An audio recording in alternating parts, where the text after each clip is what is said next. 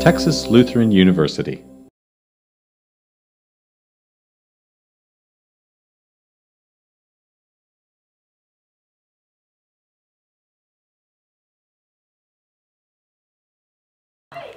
So just so you guys know, my name's Matt, and I went to St. Edward's University. When I was in university, I got diagnosed with cancer, and so immediately I started a nonprofit. You guys are, how many people are in that entrepreneurship class that's after this one, that you're like creating things or having to build things? You're in there, right? You're the only one?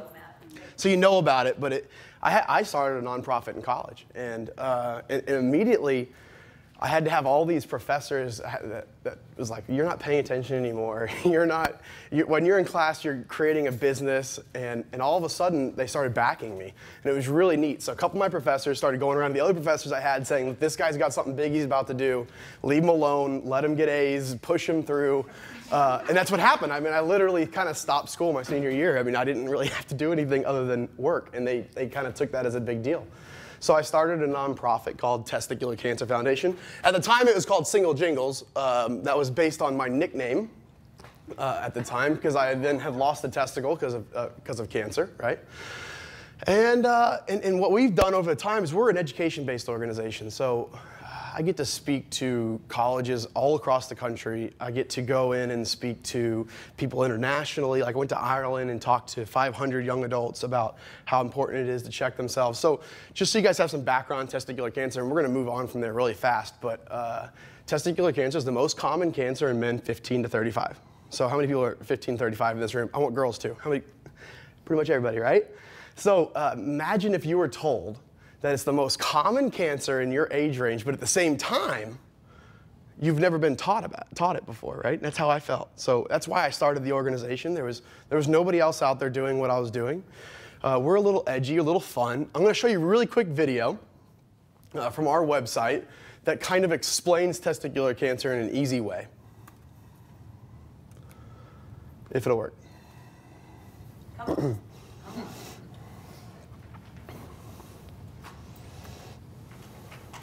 Sometimes, finding your luck is exciting. Living on the edge and putting yourself out there can give you awesome and unexpected results.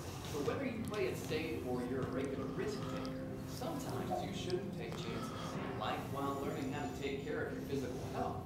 Did you know that testicular cancer is the most common cancer in males aged 15 to 35? Men just can't play around with the facts.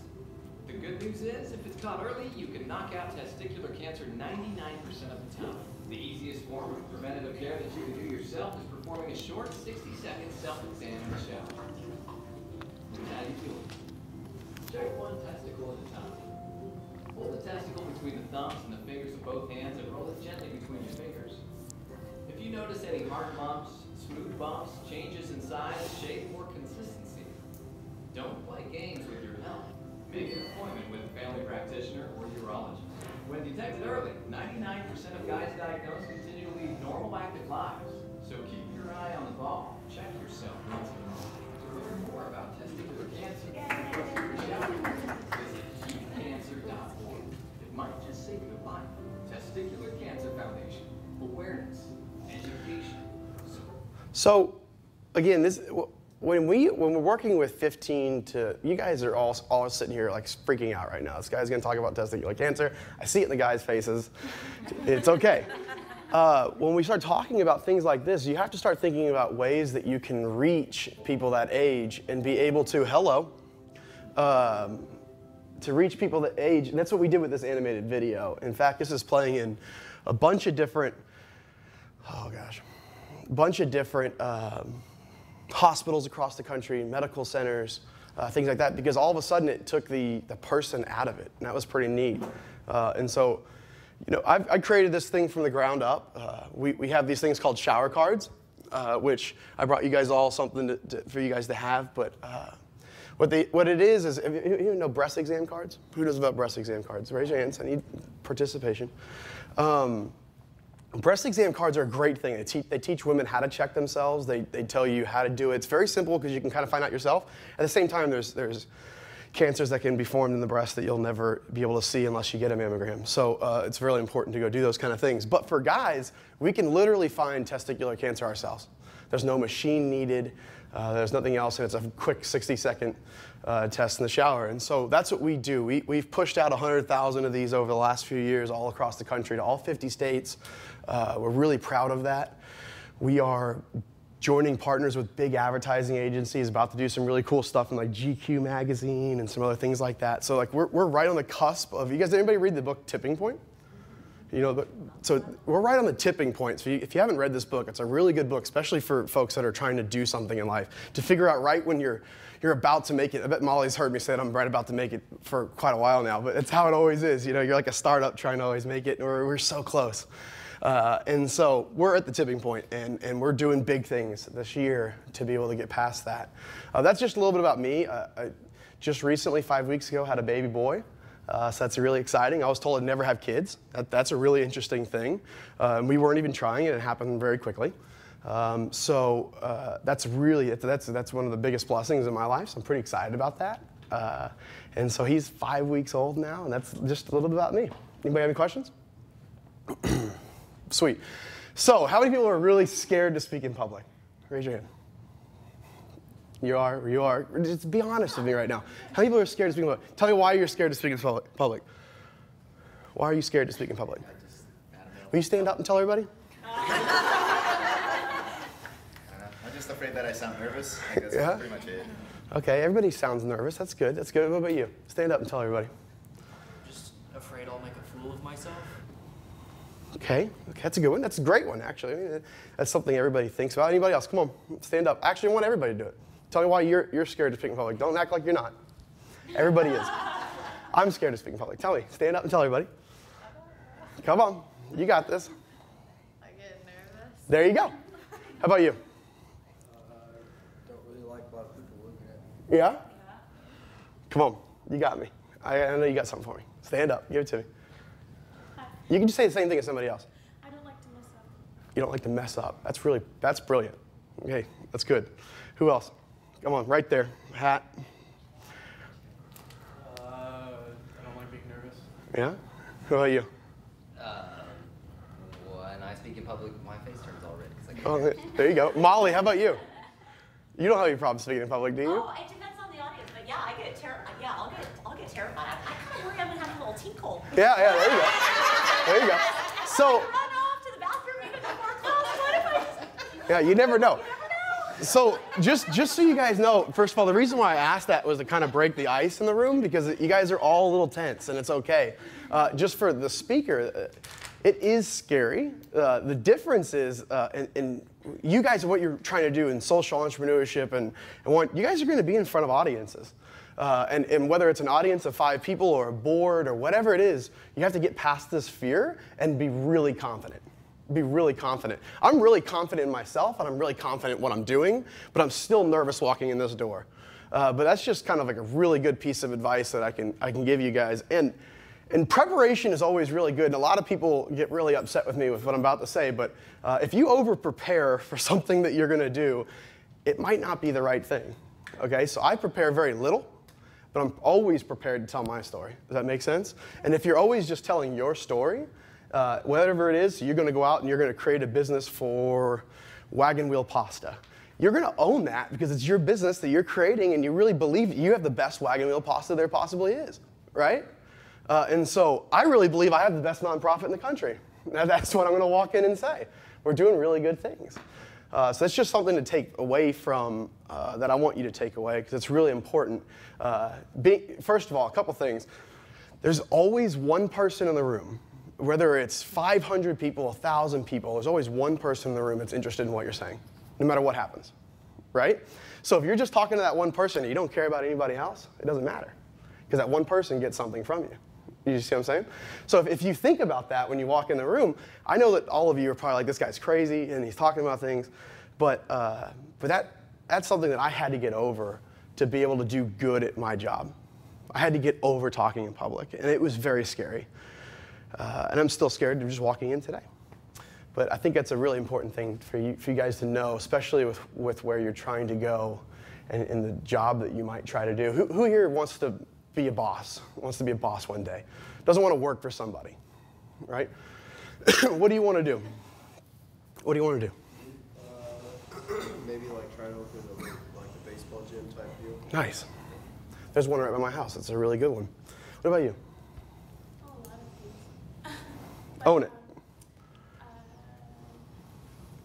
I don't know how to put it into a normal thing about my finance academy. There you go.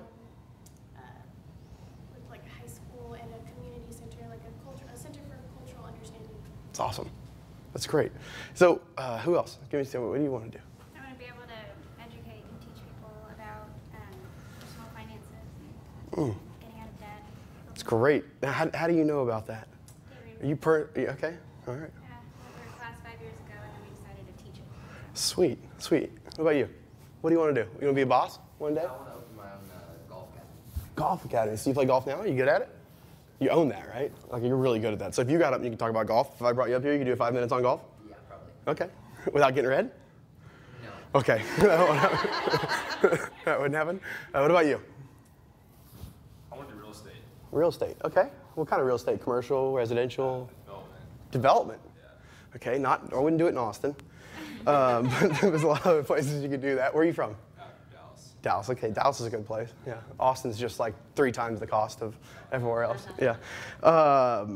That's great. Development is a lot of fun. You'll have a great time doing that. What about you? I'm not too sure. You're not too sure? It's okay. There's nothing wrong with that. But you want to be your own boss one day. Yeah. Yeah. Nice. I mean, nobody wants to work for somebody, right? It's the way it is. What about you? I want to be a professor. Professor. That's great. And teach what? Pretty much anything they'll let me teach. Okay. That's easy enough. They'll probably let you teach that. You know? What about you? Me? Uh-huh. I don't know. I used to do a lot with like my weight and stuff like that, so I kind of want to get rid of like the, like you're plus size if you're not size 3 kind of stuff. So I kind of want to create my own store that gets rid of everything that makes everyone feel better about themselves. That's great. Like that, she just owned that. That's probably a hard thing to say out to a group that doesn't know that that's what you want to do, right? But you owned it. And again, I'm trying to make sure you guys understand owning it, what you're trying to do is going to sell whatever it is that you're going to do. What about you? I'm not sure, but I'm really passionate about the environment. So Environment? something eco-friendly. Okay. Edwards Aquifer might need your help. Me? I'm going to be an estate planner eventually. Estate planner. Well, Molly could teach you everything you probably need to know about that. But in what area? Are you looking for really wealthy families? No, it's kind of helping everyone. Right now I'm an insurance agent. Okay. So the goal with estate planning is to kind of help people hide It's their protecting money, them. how it's protected and how, children and estates can benefit the most. It's a great career. I know a bunch of estate planners that are great. What about you? I'm still kind of on the fence. On the trying to fence? figure it out. All right, nothing wrong with that. Nothing wrong with that. Own it. All right, who else has not said anything? You haven't. What do you want to do? I want to do development for nonprofit and then teach communication for college. Okay, so fundraising is what you want to do, and then teach. That is the hardest job you could possibly do, and I applaud you. What about you? Well, I want to be a nurse, so I'm going to be under somebody. But if I wanted to be my own boss, I'd be like a midwife. Nice. Nice. My wife had a midwife. We just did this whole thing, so yeah. It saved me. That's the truth. So as you enter into the real world, whether you've already entered it or not, as you're in insurance world or whatever it is that you're doing, the multiple things that I had to get past was 1, owning it, and was 2, getting rid of the fear. Because again, there's somebody in that room that wants to hear what you're having to say, especially if they're at something. So for example, if you're going to go into real estate and you're wanting to sell a deal to a room of potential buyers, okay, they're interested in that subject, right? You're not going to walk into a room with a bunch of people that are randoms and you're trying to sell a timeshare. It's not the same thing. And so the confidence that you walk in with, not overconfidence, but the confidence that you walk in with can make or break what you do. For example, I'll give you an example from my real life. Yesterday, we went into an advertising agency. We're the small guys on the totem pole. But the confidence that you can bring into a room that makes somebody across the table go, holy crap, I have to jump on board with this. Happened yesterday. It happened 3 weeks ago with Merrill Lynch. A bank got right in front of me. Anybody that gets in front of me, I know that I can take my confidence in my story, not in everything else. The rest of my life is not that confident, okay? But I can be really confident in what it is that I'm trying to do, and I can sell it, okay? And that's what's big about it. That's what's so big about coming in confident, and I know that all of you can do that. That's just what I wanted to leave with you. And I know you guys have a lot of questions. I read over at Molly had some questions that she wanted to have, but what you guys throw them at me, it can be about anything. How I started, where I'm going. Yeah, I'm gonna jump in, Matt. It's so exciting, and we will take every nugget of wisdom you can give us. And I think this class is learning about how to set up a social enterprises. We're studying key social entrepreneurs like yourself. You're a true social entrepreneur in our community, in our country, and you have taken your story and turned it into a passion and a cause to help others. Passion. And so we would love to hear how you actually did it. Yeah. Who did you get on your team? That's how great. Run and manage. So kind of logistically and management-wise, how are you run and operated? Okay, every day. First of all, just so you guys know, I've made 1,000 mistakes, and that's something you have to also own up to. Especially being a college student starting an organization, it's like, what do I even do? So it kind of all started where I had a buddy of mine who was an attorney downtown Austin. He worked for a big firm. He was an associate at the time. Now he's a partner there. But he would open up the door to his office at night, about 7, 8 o'clock at night when other guys were, actually some people were still there, but when other people were leaving, and he'd allow me into the library. And I went into the library and I learned how to create a nonprofit, a 501c3. And I did that for about 6 months. It was kind of complicated. It was something I didn't know anything about. But again, I went and I dug deep into what other people have done. So you do research on what other people have done to file for this, and then what I should do. Our first round to send it out, and we got it. We got our 501c3, and I was very proud of that. And that was kind of the first step in the whole deal. When I was in college. So then I started drawing these shower cards in class. Then I started drawing my ideas of t-shirts and ideas. I'm an advertising major. And so I know the importance of a brand. And I think that was important in what we do. We have a color, if you notice, we have a type of font that we use. All the things that we do are, and this is really important for you as you go into the real world and you create something, it's so important that everything looks the same. No matter what it is that you do. If you're creating a commercial real estate company, if everything looks like the brand that you're selling, no matter where you go, it will help sell that product. And that's what we've done. So everywhere we had the same colors blues, same color blues on a shirt, things like that. So I started creating all that kind of stuff. Went from creating that kind of stuff to, okay, now what do I do? I got all these ideas. Who can help me start? So I went and found money. I went and found $50,000 from a family member who believed in me and believed in what it was I was trying to do. My father is very successful in oil and gas. He is on the board of Merrill Lynch. He is a very prominent member in society. And what I was doing was completely against everything he ever thought that I could possibly do, right? I was supposed to make a lot of money in life. Nonprofits make none. Just so you guys know, it's impossible. And not to discourage you in development. My development director makes quite a good amount of money. But, you know, it's just tough. It's just tough. And so I was like, what do I do next? And a professor at the school helped me. We hired an advertising agency. We created what is our brochures and our shower cards. And then we made a website. And then we made a video. If you guys want to see that video, the first video we ever made, it's kind of a long time ago. I can show you guys that. So you're a college student during all this math later? College student. I was a senior. Well, I was a fifth-year senior. Not that one. We've already seen that one. But here is the first video we ever made.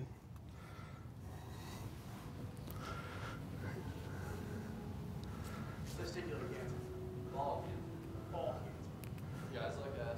The age of 15 to 35 is the most common form of cancer. Number one most common. That's the bad. But here's the good news. Here's the good news. It's also one of the most beatable cancers on Earth. It's also one of the most beatable cancers on Earth. Beatable. No, that guy, the bald guy. I'm going to talk about him in a second.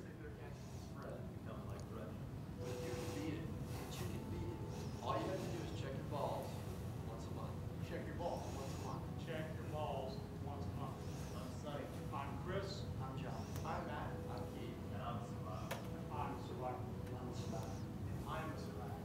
And I'm a survivor because I checked myself. Together, we're a single jingle.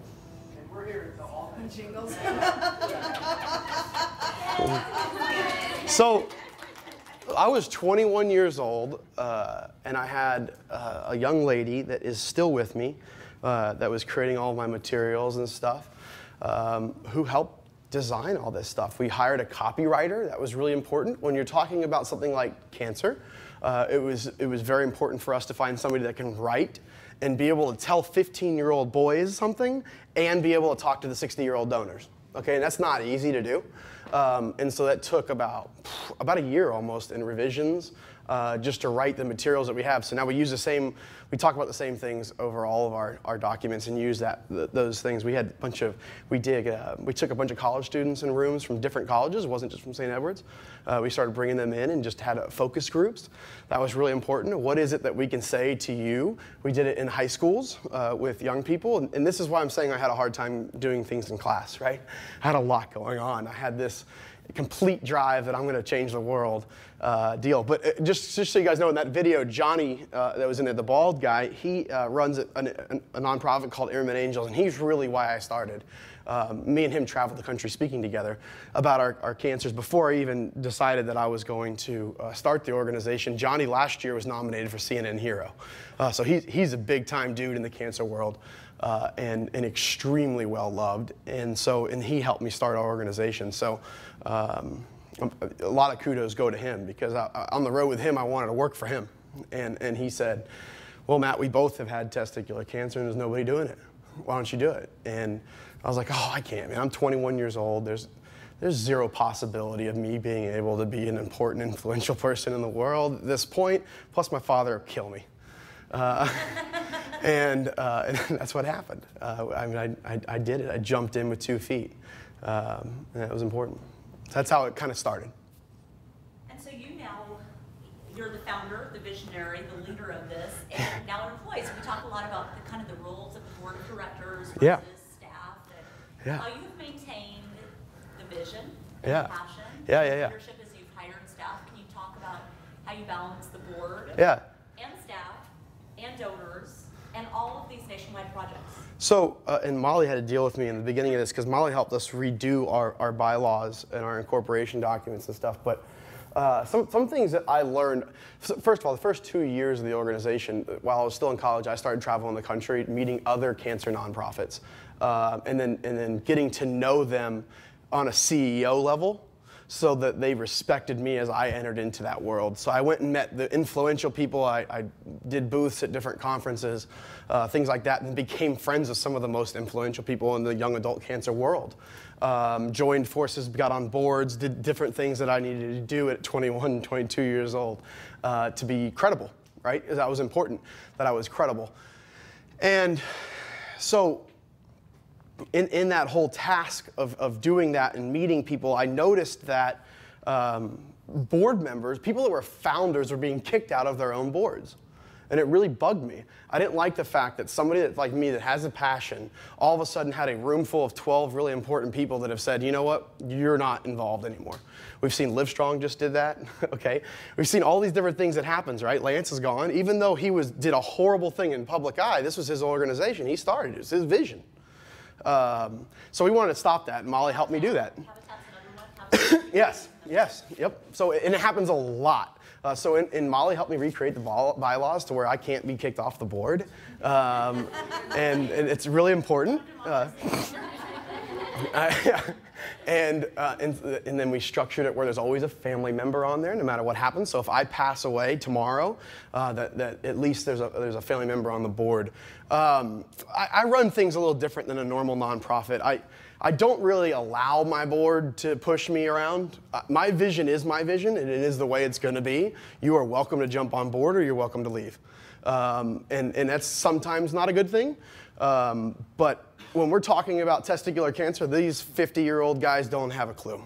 And they have the connections, they have the right people, but I do run things a little differently. It is kind of my way or the highway when it comes to the way things are going to be run. And I think that's about quality control. You know, like a little penny would roll across the floor and I'd follow it. It's the same thing happens with a group of guys or men or women. We've got women on our board too that they just like, oh, we should do mission 17. You know, and we're just mission A group. We don't want to go past mission A. We want to educate young men about testicular cancer. We don't want to do emergency funding for kids that need help. You know, there's people doing that already perfectly. We don't want to create a support group for guys with testicular cancer because there's already people doing that perfectly. So we've partnered with those. I went out and I partnered with those folks. Who do you have on the board? Not names, but kind of yeah. some folks in the community, and how would you describe them? Are Yeah. they business leaders, or what do they bring to the table to help you? Everybody that's on my board is a CEO type. Every one of them kind of owns their own companies. We have somebody that runs $1 billion oil and gas company. We have somebody that runs a finance firm. We've got people that are involved in medicine. We've got people that are involved in children, you know, just parents. And then we've got, you know, like my friends and people that are I know for a fact won't try to kick me off. We meet 4 times a year. We've got a new guy from New York whose son was diagnosed. We just brought him on just now. His son was diagnosed with testicular cancer, and he's a prominent insurance man on Madison Avenue in New York City. So he has very big clients. And so now we have a representation in New York. That's a big deal.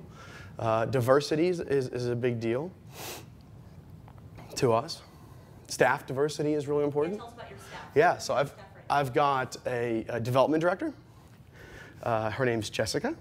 I moved her from Washington, D.C. She was in political fundraising, so she's still trying to get her feet wet in nonprofit fundraising, especially for cancer. It's a little bit different. And then I have a creative director who was a student that was at St. Edward's University that graduated. He was my intern, and I hired him on full time just, I guess, end of the year, right before that. So he's been a great addition to the team, as every day we're pushing out. As you can see, we've got really neat stuff and really pretty stuff, and we're pushing out things constantly onto social media, and he's now in charge of that instead of me having to worry about that. And that's just really important. It's a good question. So your team is only 3 people? 3 of us. Mm-hmm. 7 board members, and then 3 of us. It's a lot of work. What did your dad say? Man, I can tell you about 4 years ago, he was interviewed for a deal, and he said that he's the proudest person in the world. I mean, it's different when you have an idea, and it's different when you actually kind of come up with something. You know, once it became kind of a real thing, yesterday he told me, I think you need to go do something else in your life that you need to make more money at. Okay, he's still going to tell me that every week. I know that's going to happen. Okay, but it's not going to stray me away from what it is I'm going to do. You know, you've got a family. It's really important you do something else. No, don't worry. He's very proud of what I'm doing. Good question. So after you are older than 35, do you think somebody younger needs to deliver this message? That's a great question, and no. You know, the message that's being delivered is really mostly to parents now. Our focus, we're about to come out with a big campaign called Be a Gentleman. Can't tell anybody, this is confidential. But we're gonna have this whole Be a Gentleman campaign about how it's important that guys go get straight razor shaves, go do certain things just to be a gentleman, but on day 11 you go and you have a testicular self-exam. And so, I think that we're always going to be able to hire younger, if that makes sense, that people that can run things. My position in and of itself is not really anything but a visionary. And I handle any survivors that come in. I don't work regular hours. I come in the office when I want to come in the office. I travel quite a bit. It's mostly me traveling the country, talking places, doing things, kind of like I guess the poster child of the organization in a way, and I like that position. And at some point there will be a director. Okay, there'll be an ED that runs the organization, but at the same time, I'm above them as a CEO. Okay, and yeah. So it's important. It's really important. But I think that at some point there'll be somebody that will run the organization, and we'll find somebody that does that. Like, for example, the president of our board is in commercial real estate, and he is in development, and he's a survivor. He's 31 years old. He's the president of our board. So he's young, hasn't really done something like this before, but he's still, it's really important to me that we're survivor-led, which is a big deal. So even if we were to hire somebody to be an executive director, I'd like them to be a testicular survivor. It's hard to talk about a subject, especially if you haven't been there and done that. And so they have that. If Jessica, my development director, is on the phone with somebody and they need information about testicular cancer, she'll call me right away and put me on the phone with them. I do that. I've been there, lived that. So yeah, it's a good question. Hope I answered it. Before, I know we have tons of questions, but I want you to tell us about some very specific activities that you do. Yeah. So, you go when you meet with families. Mm-hmm. How does that happen? You said I talk to survivors. What do you do when you talk to survivors? That's great. How do you help those survivors? And also the vulnerable, I want you to touch on, please. Yeah. Projects like that. So, turn this down. I think I can. So for example, this is a family. What's really important to me is that when a mother calls me and says, Matt, my son has been diagnosed with testicular cancer. What do I do? By the way, my husband left 2 days ago, and we have no insurance. My heart just screams for that kind of stuff. Again, I'm a philanthropist in a way, right? I'm just always wanting to help somebody. And this is the family. She's a mother of 7 in Utah. They're a Mormon family. They're a very close-knit family. It's all about family, if that makes sense. I know I keep saying it. But, I think it's really important. I've jumped across the country. That guy that's the board member in New York City, he called and I went and saw them in New York, okay? That's why I travel a lot. I get a lot of these phone calls of young adults that are just kind of struggling through the whole thing. Imagine if you were diagnosed tomorrow with cancer and you wouldn't know what to do. That's the honest truth. I didn't know what to do. And so that's Tim who was diagnosed. But that's just, yeah, great question. I do travel the country doing that. Let me go over here and show you everything that we do, which is really neat. Let's see, news about programs. Sweet. So we have, we do a lot of stuff, but again, it's all around, and when you create whatever it is you're going to create a tagline, or you're going to create a mission statement. But does anybody here have a mission statement for their lives? Nobody? Okay, so this is your new homework. I don't care what she gives you. Think about this tonight, and actually think about it for the next week. And then bring it back to Molly, because this will be interesting, actually, the honest truth. Create a mission statement for yourself. Does anybody know the mission statement for TLU? You know it? Do you know it? Oh, it's 436 words. Is it the mission? So it's more of a manifesto. It's more of a manifesto. But the first sentence. The first one is TLU is a community faith media partner. Good. Okay. So what it is it's defining who you are. And I'll tell you something. If this is a challenging thing, but to be a man, okay, you have to do this, and to be a woman, you have to do this in life. You have to go and create a mission statement for you and your family, okay? And it's values that you live by, and it's also what it is that you want to do in life. And if there's something that comes up that strays against that, the answer is no. And it's pretty simple. We complicate our lives too much, when in fact there's really simple ways to run our lives. And it's a really good way, and I'd really recommend, in fact, it's a mandatory homework, that you look up what a personal mission statement is and do that, because that will change your life. And if you're really interested in what it is you're interested in, I know you got fine arts and you're really interested in that, your mission statement needs to talk about that. Because that's something that you're not going to stray away from. And no matter who tells you, my father's not going to tell me what to do. I had a personal mission statement, right? Mine was, at the time, was to create a successful path for myself and for the loved ones around me. And and then I defined successful.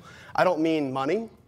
What I meant by successful was happy. It was a really important thing, is to kind of be happy with where you are. I wanted to marry a good woman. And I think that was a really important thing. I did. I married way higher than I possibly could. In fact, there's people that look at me and like, seriously? But you know, putting yourself around really important people makes you successful. George Bush is a president. He put himself around some very smart people. Okay, a lot of people didn't like him, but he had a really smart team. Everybody used to say, well, he's got a really smart team. You know, he put himself around really important people. But that's a good question. But that mission statement will define who you are and what it is that you're going to do, especially as you keep going on. And it's something that's evolving. A mission statement does change. Okay, and so if you keep looking at this as something really important in your life, it will evolve as you bring in a family to it, which right now my wife and I are actually going over redoing our entire mission statement because we have a child now, because it changes things. Before we were like, let's travel the world, and that doesn't happen anymore. So that's it. You asked what programs we have. Sorry, I go on tangents because I've got a major case of ADD, but let's see. So there's 4 things that we do program-wise. Brochures are a big deal. Brochures are things that are in hospitals. It's not like something else. Like brochures for us are really important because like if you guys went to your health, do you have a health center here? I gotta go by there. When you go to your health center, you'd have like brochures in there that tell you about breast cancer, and it tells you about sex, and it tells you about all these different things, and condoms. They have them in the health centers. They always do. It's the same thing. Our brochures kind of teach you about testicular cancer. They tell you where you can get help, do things like that. Our Speakers Bureau is really cool. Our Speakers Bureau is where we bring in 10 to 15 guys a year. We teach them how to speak in public, or I do, about how to speak in public, tell their story, because it's totally different. And in fact, we've had people that do public speaking for a living that come in and go, this is totally different. I don't know how to tell my story in public. And that's what we do. So we do that every year. This year we're trying to do 2 of those. We're trying to have 30 new guys in the group. They're all over the country. You can go on our website, and there's a place where you can hit Speakers Bureau and see where they are all over the country. We've got little dots with their names on it, and you can request them to be your speaker in your local area. We got these shower cards that are really important, again. And then our outreach, some of the things we do, like the Be Ballsy campaign Molly's talking about is a very complicated one, but we own the name Be Ballsy at Testicular Cancer Foundation. And what it is it's just a movement of it's okay to go jump off a bridge and skydive, whatever it is, to be ballsy in your life, especially if you're diagnosed with testicular cancer. And then we had a guy that already had done this in Canada. He rolled a 6-foot testicle, a ball, across Canada from one side to the other. Now, when I say roll, he put it in a car and drove to the next city. It's not really rolling. But he did that in the United States this past year, got a lot of attention, MTV, a bunch of other places, and our logo was all over the ball. And so that's just like one of those little outreach kind of, you guys heard of guerrilla marketing type of thing that we do. We got fundraisers we do. We have speaking engagements we do. We have a bicycle tour. We had 2 guys bike across the United States last year. That was really neat. College campus partnerships, health fairs, conferences, hospitals, clinics, corporate sponsorship. We do a lot of stuff, honestly, with the 3 of us. It's overwhelming. Anybody else have any questions? Yes? I don't know if you don't feel comfortable answering this question. I probably will be comfortable. I bet you will. Maybe I won't be comfortable with the answer. If you don't check yourself, which it sounds like a lot of people don't. Correct. How do you find out you have it? If there's pain, it's too late. If there's pain, it's too late. And that's one of the things and why we push education and we don't do research, if that makes sense. Testicular cancer is 99% successful at stage 1. So if we can catch people in early stages, and what we mean by that is you have like an egg, everybody held an egg in their hand before, right? Soft outer shell. It's the same thing. A testicle should be a soft outer shell. It shouldn't have bumps, lumps. I had a Colorado Rockies. Like there's something wrong, and I talked about it for a year, and then nobody knew what it was, and that was part of the problem. So we're doing things like this year. We're doing a Hill visit in Washington, D.C. with a bunch of congressmen and senators. We're trying to get this more inside of textbooks in high schools, health centers, things like that.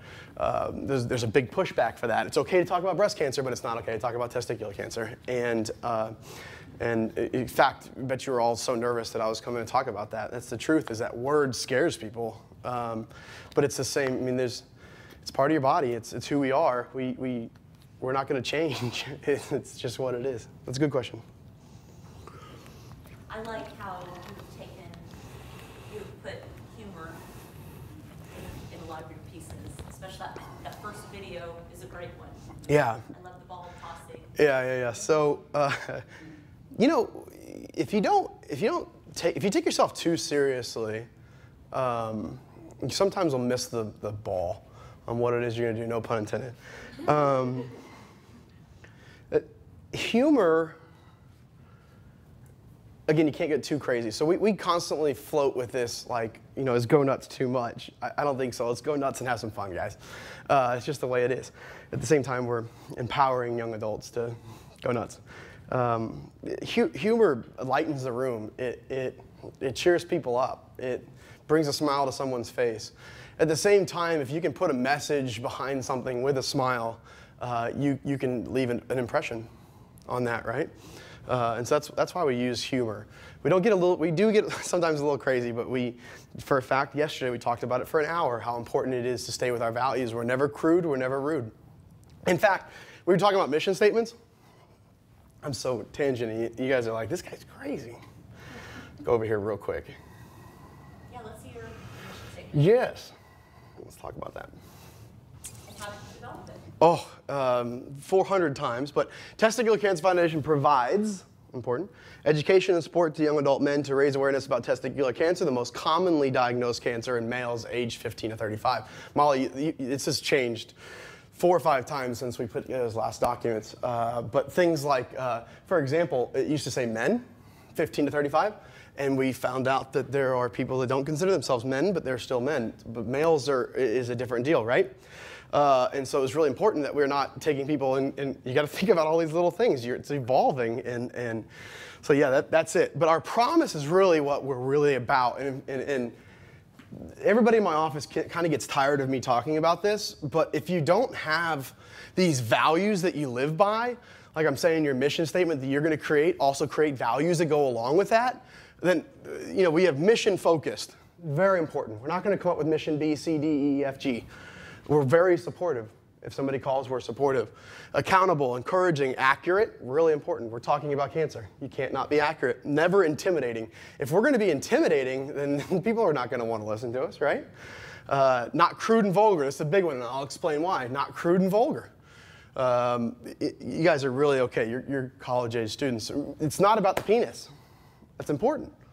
Okay, it's about the testicles. It's a totally different thing. It's a different anatomy. It's not, if we start making penis jokes about testicular cancer, every single guy that's diagnosed with it's not going to be happy with us. And so you have to think about all these different things. For example, for the Not Crude and Vulgar, we had a porn company come to us, okay, YouPorn, and says we want to put you on every single page, your exams, showing people how to check themselves are already down there. At that point, we can say, whoa, this could be a big deal. We could get on like Today's Show because you're doing crazy things on something else. But at the same time, we go back, it's very simple. The answer is no. The answer is no. We're not going to be crude. We're not going to be vulgar. And so even though there's people who are like, yes, this could be a great thing and make a lot of money, you know, because everybody can donate when they do that. No, it's not what we're going to do. Current, consistent, peer-driven, and passionate. Sorry, I'm very open. I think it's important.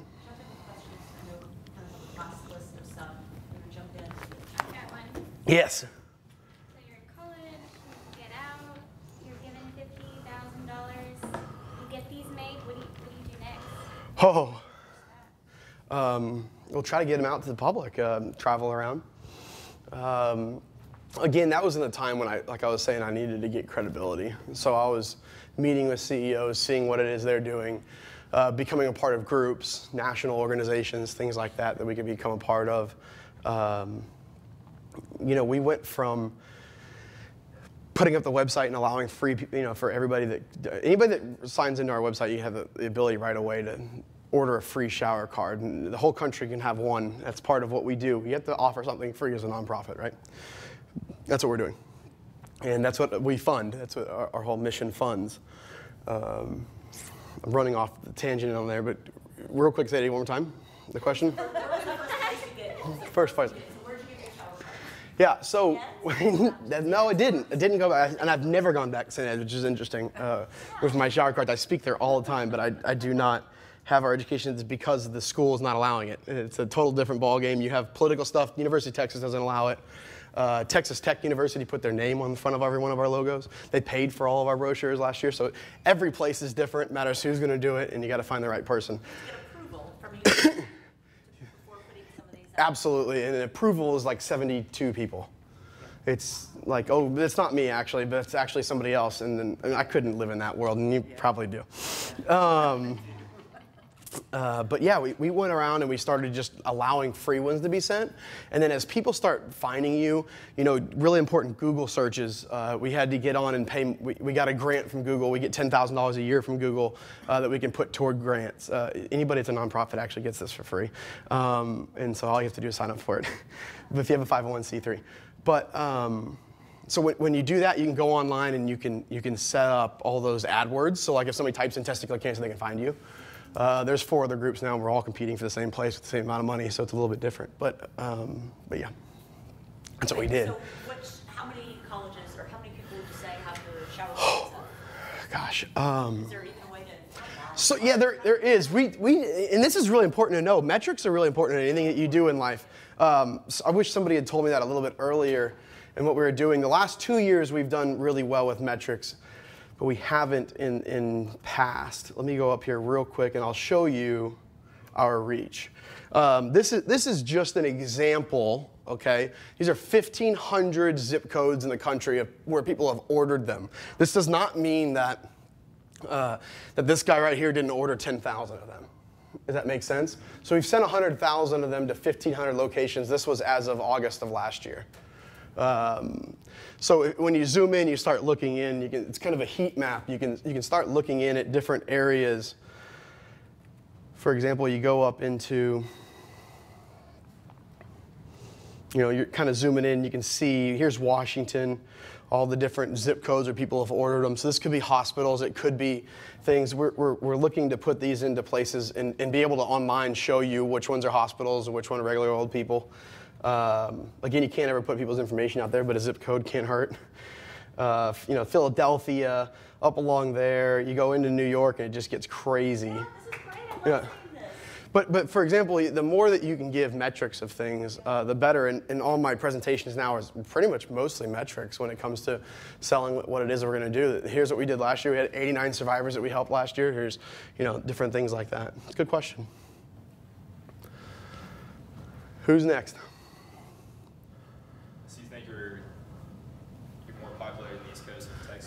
No. It looks like that, right? There's a lot of people there. So if you think about the amount of people that are in a small area, it's a little bit different. But that's a good question. Again, you can play around with this. I really haven't. But if you look over here, when you go into Texas, which is our home base, you'll see a pretty big jump.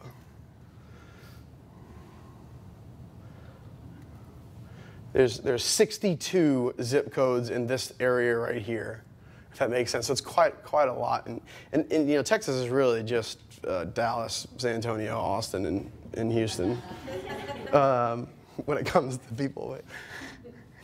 Somebody in Abilene ordered. That was nice of them, Louisiana folks, they usually don't have literacy, so that's a joke. Sorry.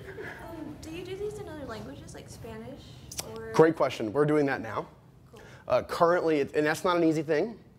You can trust one person, but you need like 17 people to look at it because the translation is completely different, and then it doesn't, balls is something different. Literally, somebody read it once and was like, this is not about what it's supposed to be about. And I was like, okay, what do I call now? But yes, no, we are putting it in that. Testicular cancer is predominantly a Caucasian disease. It's on a 40% rise in the African American and Hispanic and Asian community. It's an environmental cancer. I drank a lot of milk when I was in the 90s. Okay, and in the 90s, the hormones that were in those milks were probably what gave me cancer. When you start talking to doctors that are really involved in testicular cancer, I mean, it was not good. They're pumping that stuff in the 90s were nasty. Just everything we did, right? Now we're really organic. We got the Whole Foods out there, and we're doing organic things, but it wasn't like that when I was growing up. So is that the main reason? Yeah, that's one of the main reasons, but there's not a lot of research done on testicular cancer because we can save everybody. if we catch it early. So when you look at national funding for the National Cancer Institute and things like that, they're looking at mortality rates. The mortality rate is we're losing a guy a day for testicular cancer. To me, it's unacceptable.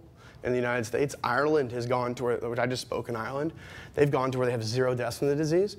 That's because there's naked pictures of guys up on the billboards. We just can't, we're not there. We're not at that point to being able to spread awareness like they can in other countries. We're socially, politically correct.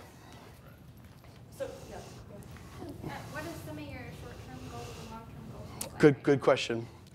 God, those change every day. Our short-term goal is keep the lights on, okay? And that's a really important thing. And our short-term goal, which I was going to say this to the end, is we're moving to, on Monday, is a 100% model. Have you ever heard of a 100% model?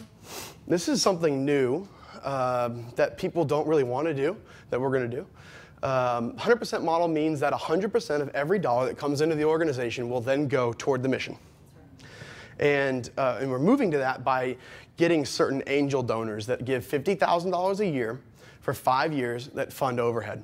And that's why people don't like doing it, because it's really hard to find somebody that says, I'll give you $250,000. That's not easy. We've got 3 people as of right now. And so on Monday, we're moving to that whole deal with a different bank account, be paying for all of our overhead from a different deal, and then we're going to start promoting that. Allowing businesses like Saks Fifth Avenue, who did this, the other group that did this in New York, which I went to a conference with this guy, they went from being $400,000 a year to $42 million a year, just based on the 100% model. And studies show that doesn't replicate. Studies show that the 100% model doesn't replicate unless you have a good donor base. He had people like Mark Zuckerberg. You know, when you start talking about people that are able to give $50,000 a year or $100,000 a year, he had those people. And so I think that's the hard thing for nonprofits to do, but we're going to really fight hard on this. Whether it's 10 people at $25,000, I don't care what it is, but we need $250,000 a year in overhead. How else do you fundraise? Oh gosh, I don't fundraise at all.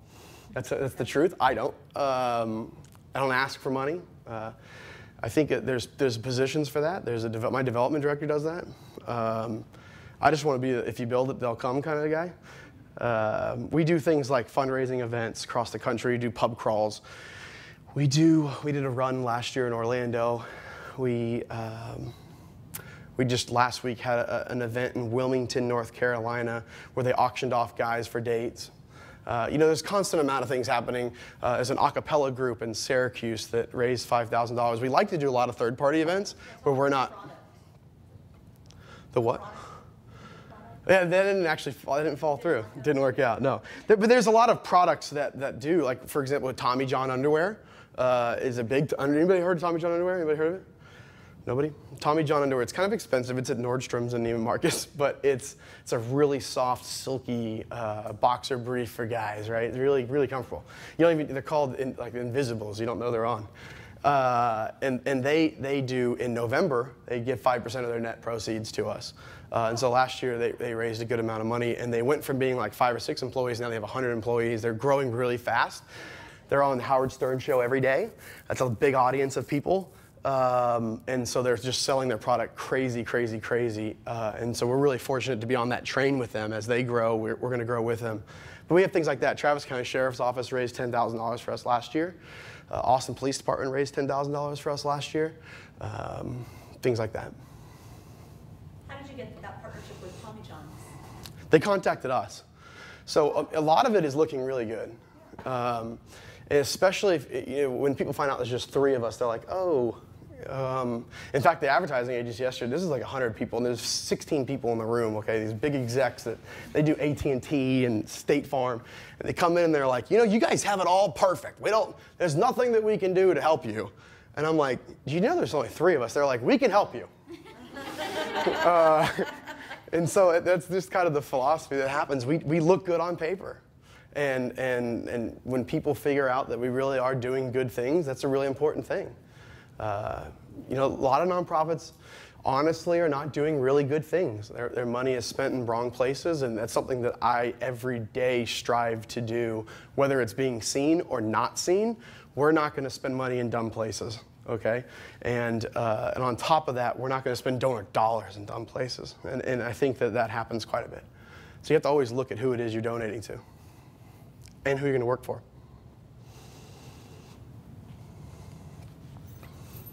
How do you respond to donors and share with donors how you're being a good steward of their contributions? That's good. That's good. You know, what's really neat is that as we do what we're doing, we're kind of transparent in everything that we do. So, you know, online we talk about the amount of money we're raising, we talk about where it's going, things like that. People don't really ask the questions that, like, for example, when I'm over at Livestrong, there's people lined up trying to ask, well, I gave you $1,000 last year, what are you doing with it? We don't get that. We really don't. And I think that, again, by making yourself look good and by giving enough information, we have a ton of information on our website. We have a ton of information under donations. People just kind of are drawn to it. It's something different, you know. Small nonprofits that are national organizations that are doing big things like we are, usually are not looked at like the Livestrongs. The Livestrong gets a whole lot more money than we do, and that's just from people that are like, oh, I'm going to give to a nonprofit this year. They don't even know why they're donating to that organization. It's just because their name. American Cancer Society, you know, things like that. Places, these big beasts. And then people are starting to realize that we can go down to these smaller nonprofits and we can give $25 and it makes a difference. And that's the truth. So we get more small donations than we do large donations. And so people don't ask a lot of the questions, if that makes sense. Do you track the average, or does Jessica track the average gift amount? Do you know what that median gift is? We have it in QuickBooks. You know, I think that. You have some big gifts. You have some Correct. We have lots of big gifts. We just got $100,000. And you have $100,000 check, and then you have 1,000 smaller gifts. Yeah. Under $100. Yeah, I mean, our average is probably around $50, $60. And that's because a lot of people give $100. That's just kind of a good number. But again, when I'm in my meeting with my development director, I don't want to know these things. I literally want to know how she's going to save lives with what she's doing and by raising money. And so I'm probably not the right person to ask that question to, honestly. But I don't believe in, you know, we can sit there and we can have CRMs. You guys know what CRMs are. And we can have all these databases and we can follow people and send them emails and send them letters in the mail. But I want people to donate to us because they know we're doing good. Not because we sent out a letter and we're going to have a circus next week. So we're a little different, So who makes the final call to where the money is? Me. Yeah. Again, this 100% model is going to make it a lot easier. You know, on Monday when we start paying payroll and taxes and our overhead and postage and credit card fees and all these different things out of one place, it's going to make that money come in and be a lot easier to do. We're going to be able to say that, hey, we're going to be able to order more shower cards. Right now we're out of shower cards. We're out of them. We've got orders that we can't fulfill, and that's because it's $25,000 for me to order more right now. You know, it's a very expensive business to be in, and so we're trying to find sponsors for that. It's a stressful time, but at the same time, it'll all work out. And I think that the 100% model will help that, where we put the money in certain places, because it's just about the mission at that point. And then over here, it just kind of happens, right? There's money in the bank, and we know what our payroll is, and we know what our taxes are, and somebody else takes care of that. And then all these other things, you know, credit card bills, all over there. And then we just focus in on the mission over here, and we got to make sure this bucket is full. Good question. Does Tommy John logo appear on your? Yeah, that's a great question. So it's really important to always put your partners out and show them and give them some space. These are just a few of them that are happening right now. Balls of Steel is like a whiskey company. They have balls, those like metal balls that go in whiskey jars. Tommy John underwear company. They're actually known for their, which their hashtag is support your balls. They changed that for us. But they're actually known for their undershirts. That's what they started from. They didn't start in underwear.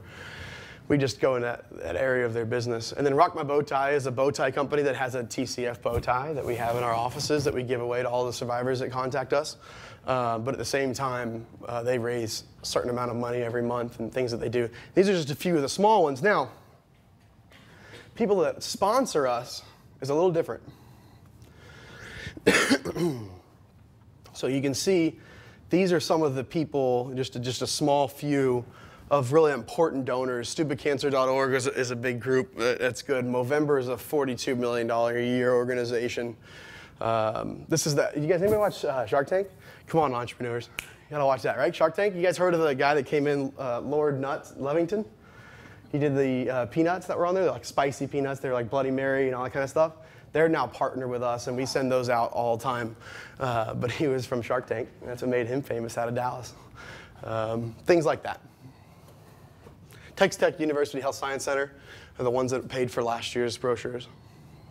Sure. So if you have a partnership with the university, it seems like they would pay for the cards that are going on their students, right? Yeah. And so You'd think that happened. Yeah, so that seems like very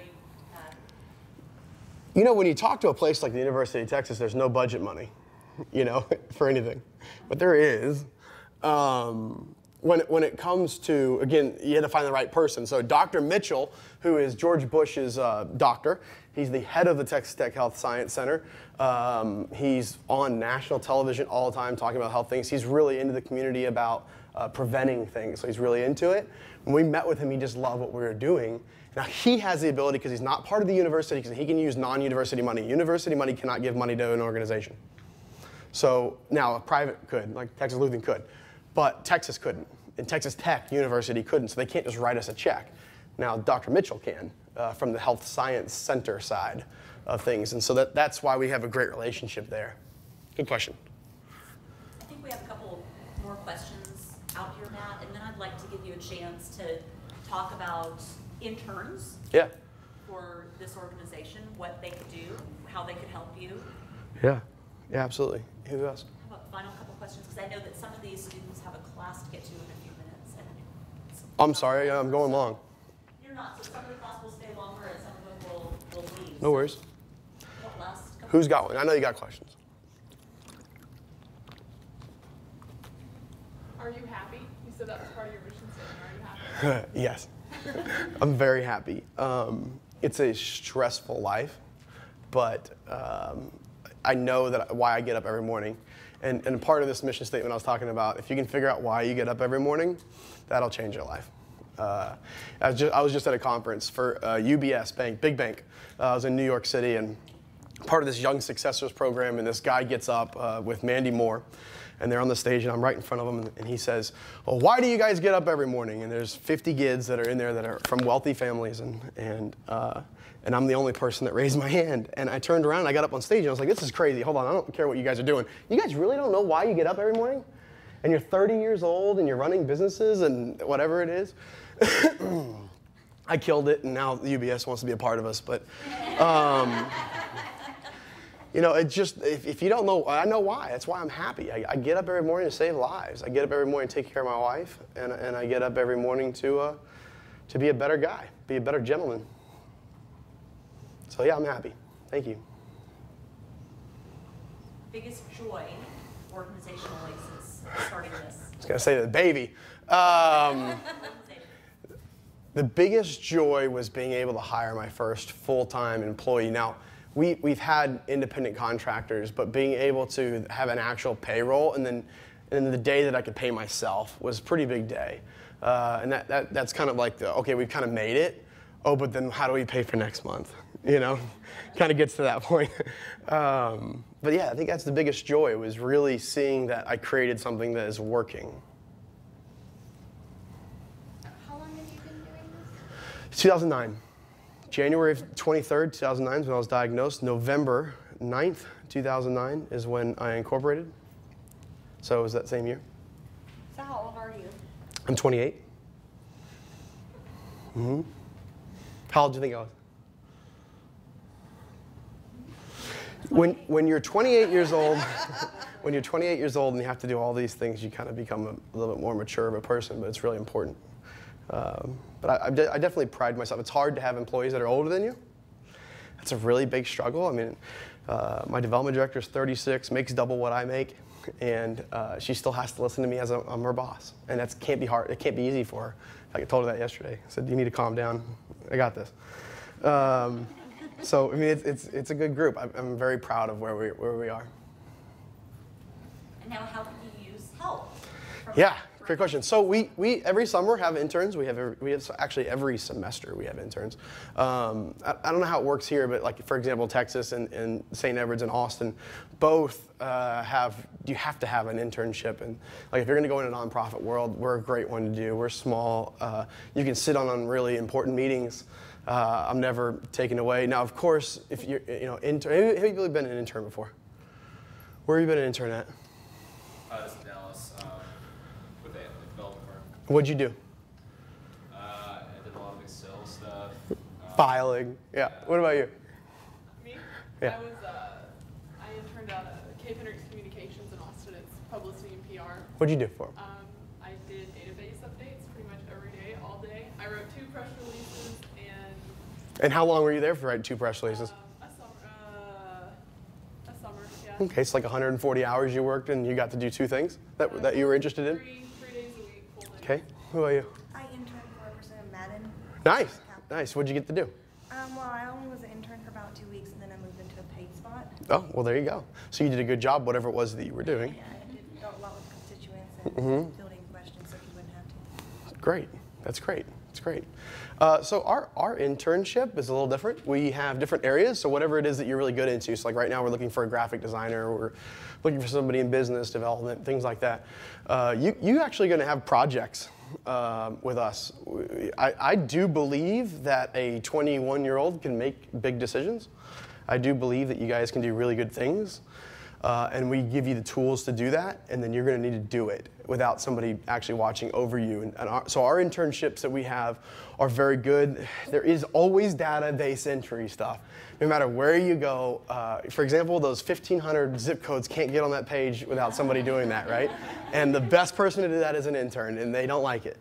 But at the same time, they have a project they got to do, and maybe it's that you are really into social media, and that's what you want to do for big businesses. It's a good business to be in. It's not an easy thing to do, but we have social media interns, and those every day they're in charge of what's going to be posted on Facebook and Twitter and Instagram, and then replying to people online, and you'll get actual jobs. So we do have availability for anybody, honestly. If you live in Austin, we are on the west side out in the Hill Country Galleria, kind of far from downtown, so you have to understand that and be willing to travel, as that's where our offices are. But there's opportunities for whoever you are, is kind of what I always tell. Jessica and Anthony in the office are handling kind of hiring people and doing those kind of things, but I always tell them, find out what it is that they're really interested in doing and give it to them. If you want to do press releases, you can come in and do press releases all day long. I mean, that's just what we would want you to do. At the same time, you're going to have to do a little bit of data entry. But I think it's really important. There's a professor at St. Edwards University, Susan Whiteside, who promotes me like no other. And she really believes, and she's also in charge of the internship for the humanities department, but she really believes that if she sends people out into an internship and they're not getting like life experience things that they need to learn, then they're not at a good place. And so she really loves what we're doing, and so I take pride in that, and I think that our internships that we do are stellar. I mean, they're fun. You get to do events. You get to kind of see what it's like to be in a board meeting, if you like. All these things that probably a normal place would be like, can you just step out, please, and get out of my way? It's like, hey, come on in. I'm about to be on a phone call. You want to listen to it? Those kind of things. So is it paid or unpaid? Unpaid, all day long. I think it's important that we work at some point in our lives for nothing. I worked for 3 years for nothing. How many hours on average is the internship? So it matters about the school. So like at St. Edwards, there's 140 hours. And we're very strict on these kind of things. So if you're trying to get class credit for it, we want to go based on what you're supposed to be doing. And 225? 225 for 3 hours. Okay. 225 hours of internship to get 3 hour Credit. That's a lot. That's okay. That's a lot. That's working 3-4 days a week. Yeah. That's tough. That's tough to do. But yes, we can accommodate that. Yeah. Full time. Yeah.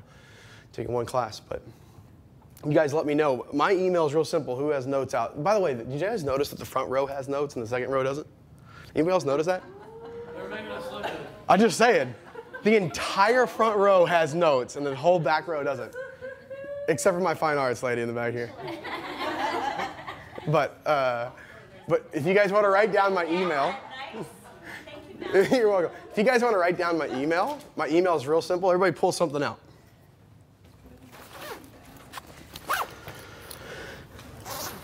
Matt Williamson, that's something else. We would like to thank you for coming today by making a donation to the cause and the project. We're very excited to support. That's huge. Testicular Cancer That's Foundation. very nice of you guys. So I'll be sending that to you. Thank you. That's huge. That's very nice of you to do that. So guys, I didn't give you guys the actual brochures. That's just because they're expensive, and we're out of them. But take a few. These are what we give out instead of take a few. Literally, women, take a few too. You've got loved ones. You've got men. You got fathers. You got brothers. You've got people that you know. These things can save lives, and it's really important that you learn how to check yourselves. Aren't you on the baseball team?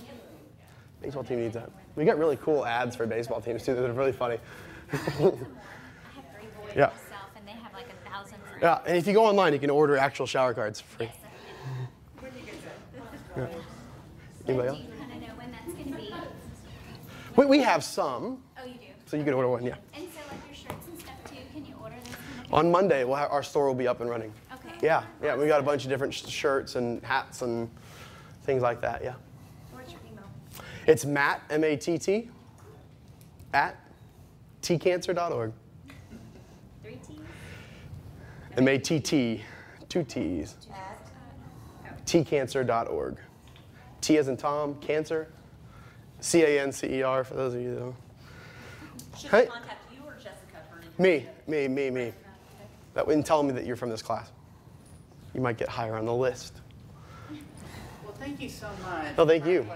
We're going to have to shoot out. You got to go, yeah. Yeah, because ours only lasts an hour and 15 minutes. But thank you so much. No, thank you. Thank you so Hopefully it was much. all right, We yeah. are honored to have you here today. Thank you. We thank you for going nuts with us and for sharing your time and your experience and your story. We're delighted to have you here. Thanks. You're an inspiration to us and a true I social appreciate it. entrepreneur. For more information, please visit tlu.edu.